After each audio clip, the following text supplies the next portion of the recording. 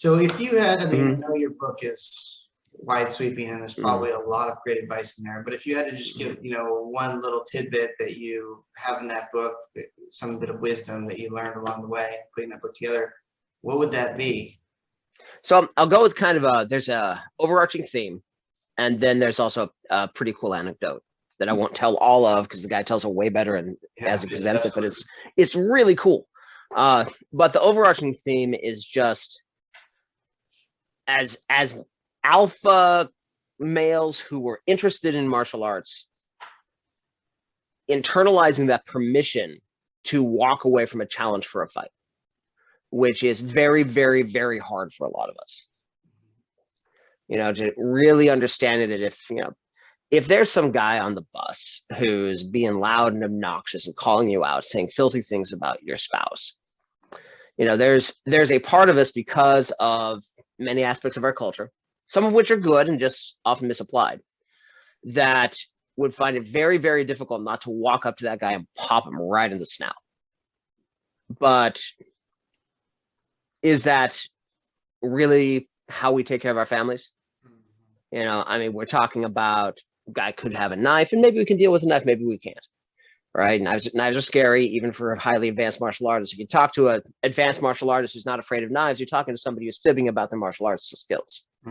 Right? But even if you handle that, you've got hepatitis, HIV, other bloodborne illnesses that you have to deal with, let alone what the police might think about it, let alone about what that guy's uncle's lawyer is going to do with you a year later. And none of interacting with zero of those things is actually protecting your spouse. And, we save our skills for when someone is trying to hurt us, somebody we love, or an innocent bystander. And our egos need to never be a part of that decision. And it's very, very hard for us to really internalize that. But one of the reasons that I'm really excited about how this book is shaping up is that we're hearing again and again and again from top players in the self-defense and violence game that, yeah, they give themselves that permission all the time. That their ego is not threatened by some loudmouth at a bar.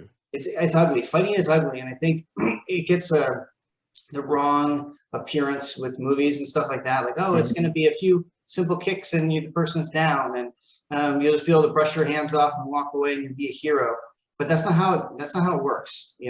No, and I think that our industry we tend to glorify is not the right word, but trivialize violence, where we'll get in the class and there'll be a seminar and someone will walk us through some technique and we'll all be giggling a little bit about how that technique's breaking their arm in 4 places, and then we stomp on their groin. And, we all like, that's cool. Right? and we all have part of that, but I think that we often forget that sanitized violence is not what it looks like and not what it feels like. That there's this fantasy violence we have in the dojo that we see on the screen that is very, very far removed from what it actually is.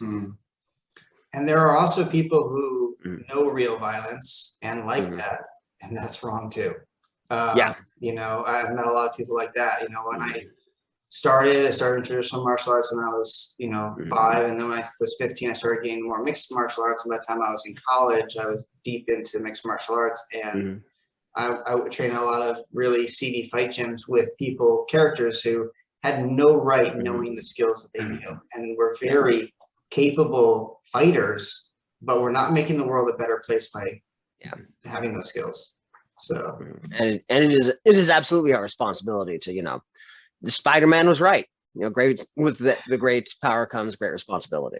That is our duty as martial artists, as warriors, to keep the world better while we're in it and leave the world better than we found it.